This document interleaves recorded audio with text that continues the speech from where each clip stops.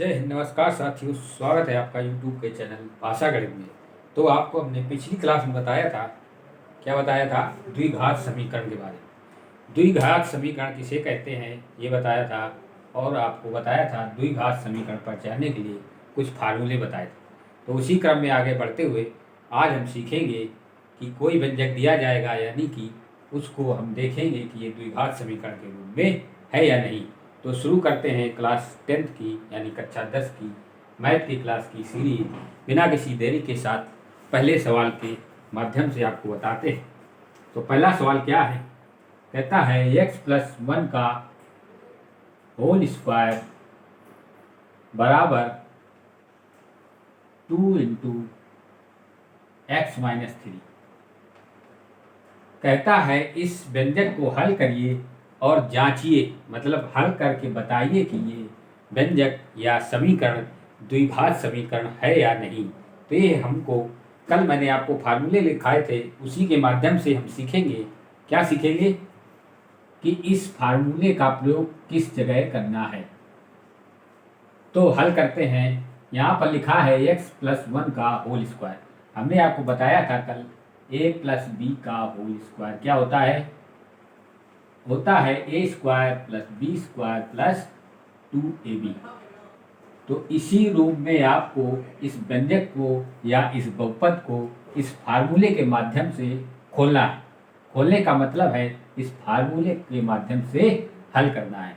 तो यहाँ पर x+1 लिखा हुआ है, इसके पावर में 2 है, तो x को हम a मानेंगे और a को b मानेंगे। तो आपको नजर आएगा क्या? a+b का होल स्क्वायर लिखा हुआ है। तो इसको खोलते हैं। तो a का स्क्वायर का मतलब है x², 1 का स्क्वायर करोगे तो 1 ही आएगा, प्लस का 2ab यानी 2 इंटू एक्स। समझ गए बात को? आगे बढ़ते हैं, बराबर के सामने बराबर लगाएंगे, 2 का अंदर गुणा करेंगे तो 2x, 3 में 2 का गुणा होगा तो माइनस का 6। अब बराबर के उस तरफ वाले पद को जब इधर लाएंगे तो क्या होगा? चिन्ह बदल जाएंगे, प्लस वाला माइनस में हो जाएगा, माइनस वाला प्लस में हो जाएगा, और जो कटेगा उसको काट देंगे, यानी कि 2x में 2x कट जाएगा। कट जाने से मतलब क्या है? ये आपस में घट जाएंगे, यानी ये प्लस का है, ये माइनस का हो जाएगा, तो इसका उत्तर 0 आएगा।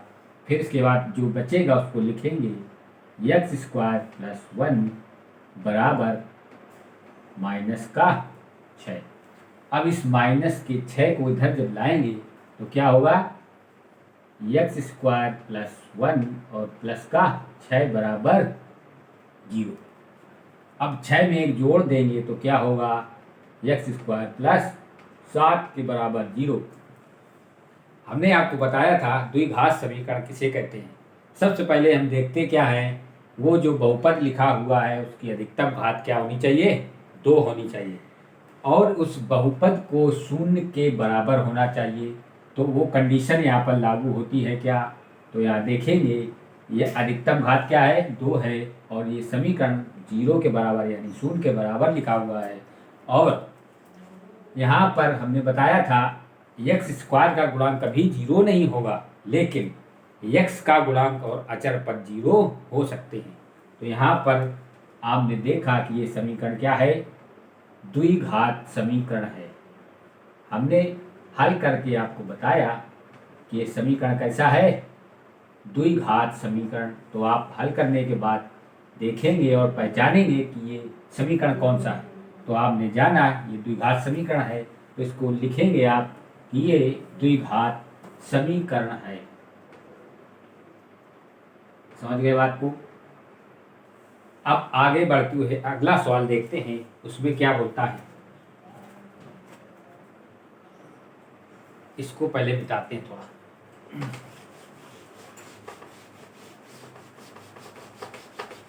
अगला सवाल लिखा है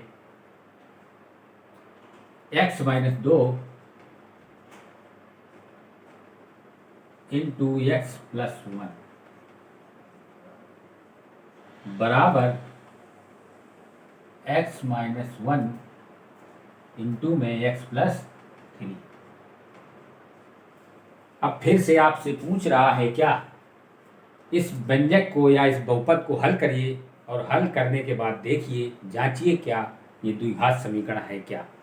यदि द्विघात समीकरण है तो आप लिखेंगे द्विघात समीकरण है, यदि नहीं है तो लिखेंगे कि ये व्यंजक या बहुपद या समीकरण ये द्विघात समीकरण नहीं है। तो हल करते हैं। कैसे हल करेंगे? इन बहुपदों का आपस में गुणा करेंगे, इसका इसमें करेंगे। तो आओ सीखते हैं कैसे करेंगे। सबसे पहले पहला पद उठाते हैं, ठीक है ना। तो x उठाएंगे और इसका अंदर गुणा करेंगे। तो x का जब x में गुणा होगा तो x इंटू एक्स हो जाएगा एक्स स्क्वायर। इसके बाद चिन्ह के सहित गुणा करते हैं। प्लस का है तो प्लस का ही आएगा। अब x यहाँ प्लस का है ना, तो प्लस यहाँ भी है, तो 1 में यदि x का गुणा होगा तो x आएगा। इसके बाद बारी आई किसकी? -2 की। -2 का गुणा इन दोनों में होगा, पहले x में होगा फिर 1 में होगा। तो x में करते हैं तो माइनस इंटू 2x, यानी कि x में 2 का गुणा करेंगे तो 2x आएगा और माइनस का गुणा होगा तो माइनस आएगा। फिर इसके बाद प्लस माइनस का गुणा क्या होता है? माइनस। विपरीत चिन्ह होंगे तो हमेशा ऋणात्मक आएगा और समान चिन्ह होंगे तो हमेशा धनात्मक आएगा। यानी कि प्लस का प्लस में गुणा प्लस आएगा, माइनस का माइनस में गुणा प्लस आएगा, और जब विपरीत चिन्ह होंगे तो हमेशा ऋणात्मक आएगा। प्लस माइनस हो तब भी क्या होगा? ऋणात्मक आएगा, और माइनस प्लस का गुणा हो तब भी ऋणात्मक आएगा। यानी कि समान चिन्ह में धनात्मक होगा और असमान चिन्ह में ऋणात्मक होगा। किसमें? गुणा करने में। बात समझ में आई? अब बराबर के सामने बराबर लगाएंगे, फिर x का गुणा करेंगे x में पहले, फिर इसके बाद 3 में। तो करते हैं, x का गुणा x में होगा तो एक्स स्क्वायर होगा, और प्लस का प्लस होगा, 3 का गुणा x में 3x। अब बारी आती है माइनस के 1 की, तो माइनस का 1 का गुणा x में तो माइनस x आएगा, और माइनस का 1 गुणा 3 में करेंगे तो माइनस का 3 आएगा। अब जो घटेगा उसको घटा देंगे, यानी कि समान पद वाले बराबर के सामने अगर लिखे हैं तो वो आपस में घट के 0 हो जाते हैं। यदि समान पद हैं, ये बराबर के सामने यानी बराबर के उस तरफ समान पद लिखा है और इस तरफ भी लिखा है तो वो आपस में घट के 0 हो जाते हैं। कैसे? यदि इसको बराबर के इधर लाएंगे तो इसका चिन्ह बदल जाएगा, यानी कि एक्स स्क्वायर से एक्स स्क्वायर घट जाएगा। घटने का मतलब आपस में घट के 0 हो जाएगा। फिर इसके बाद देखते हैं, माइनस के 2x में प्लस का x जोड़ेंगे तो माइनस का x आएगा।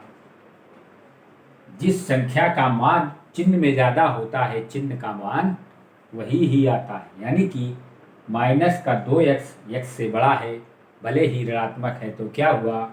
तो उसका मान माइनस में ही आएगा। जिसका मान चिन्ह में ज़्यादा उसी का महत्व होगा। यानी कि माइनस की संख्या बड़ी है तो चिन्ह कौन सा आएगा? माइनस का आएगा। फिर इसके बाद माइनस का 1 लिखा है तो ज्यों का त्यों लिख देंगे, बराबर के सामने बराबर लगाएंगे।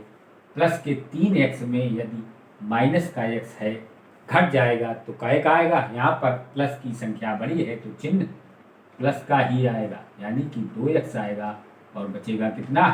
3। बात समझ में आई? अब इसके बाद पश्चांतर करेंगे, यानी कि उधर वाली संख्या जो हुई इधर लाएंगे। पश्चांतर करने पर क्या होता है?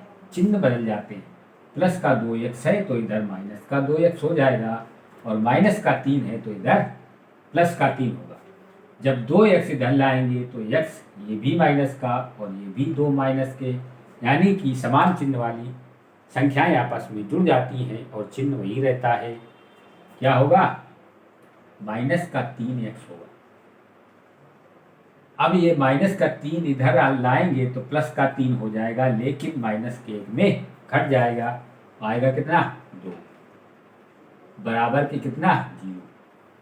आप देख पा रहे होंगे क्या ये समीकरण या बहुपद 0 के बराबर तो है, एक शर्त तो लागू होती है, लेकिन यहाँ पर एक्स स्क्वायर का मान नहीं है, यानी एक्स स्क्वायर है ही नहीं। तो क्या कहेंगे? हमने बताया था एक्स स्क्वायर का गुणांक कभी भी 0 नहीं हो सकता, यानी एक्स स्क्वायर का होना अति आवश्यक है। तो यहाँ पर आप लिखेंगे ये जो बहुपद है ये द्विघात समीकरण नहीं। क्या करेंगे? ये द्विघाती समीकरण नहीं है।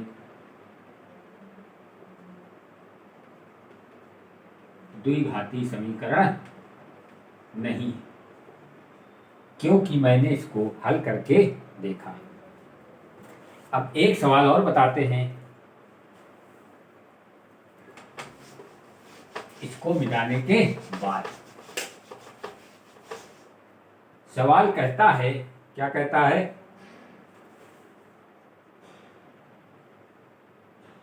2x माइनस 1 इंटू में x माइनस का 3 बराबर x प्लस का 5 और x माइनस का 1। फिर से आपको हल करना है और बताना है क्या इस समीकरण में जो प्राप्त होगा आपको हल करने के बाद, वो समीकरण आपका द्विघात समीकरण होगा या नहीं। यहाँ पर हल करने से मतलब क्या है, आप सीख पाएंगे कि इन सवालों को यानी इनका गुणा कैसे किया जाता है। समझ गए बात? तो सबसे पहले पहला पद उठाएंगे 2x का पहले x में गुणा करेंगे, फिर माइनस के 3 में। तो करते हैं, 2x का x में गुणा करेंगे तो कितना आएगा? 2 इंटू एक्स स्क्वायर। इसके बाद माइनस के 3 में करेंगे तो चिन्ह माइनस का आएगा, 3 का 2 में गुणा होगा तो ये 6 आएगा, इंटू एक्स साथ में आएगा। इसके बाद माइनस का 1 उठाएंगे, किसी भी संख्या का यानी जब कोई संख्या 1 से गुणा होती है तो वही संख्या ही आती है। यानी कि माइनस के 1 में x का गुणा करेंगे तो चिन्ह बदल जाएगा लेकिन संख्या वही आएगी। माइनस का x आएगा, इस माइनस का माइनस में गुणा होगा तो क्या होगा? प्लस होगा और 3 आएगा। बात समझ गए? चिन्ह के सहित गुणा होता है तो क्या होता है? समान चिन्ह वाले गुणा करने पर आपस में जुड़ जाते हैं और विपरीत चिन्ह वाले हमेशा ऋणात्मक मान देते हैं गुणा करने पर। बराबर के सामने बराबर लगाएंगे, x का गुणा x में होगा तो x स्क्वायर आएगा और माइनस के 1 में होगा तो माइनस का x आएगा। अब बारी आती है प्लस के 5 की, तो जब 5 का गुणा x में होगा तो 5x आएगा और माइनस के 1 में होगा तो 5 आएगा।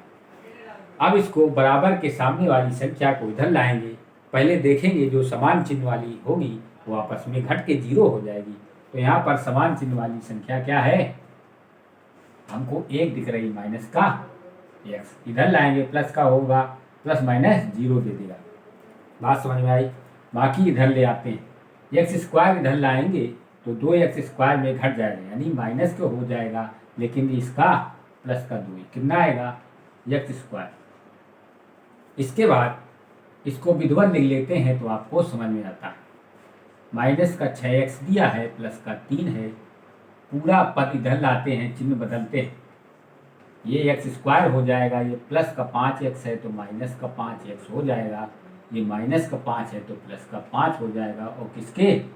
0 के बराबर हो जाएगा। अब देखते हैं, 2x स्क्वायर में माइनस का x स्क्वायर गया, कितना बचा? 1x square. इसके बाद पहले हमने x स्क्वायर वाले पद उठाए, अब x वाले पद उठाएंगे। ये माइनस का 6x, इधर माइनस का 5x, समान चिन्ह है तो क्या होगा? जुड़ जाएगा। तो 6 5 11, वो भी माइनस का। समझ में आई बात? ये प्लस का 3, ये प्लस का 5, दोनों जुड़ के हो गए 8, बराबर किसके? 0 के। अब आप यहाँ से देख पाएंगे कि ये समीकरण कैसा है? x स्क्वायर भी है, ये समीकरण 0 के बराबर लिखा है। इसका मतलब है आप देख पा रहे होंगे कि ये समीकरण द्विघाती समीकरण है।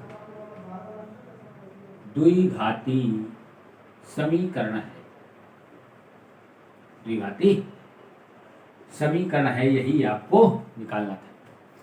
तो मैं आशा करता हूँ आज जो मैंने सवाल बताए उनसे संबंधित आपको सभी जानकारी बड़ी आसानी से आपके पास पहुंची होगी मेरे माध्यम से। तो आज का सफ़र यहीं तक, अगली कहानी अगले दिन। तब तक के लिए धन्यवाद।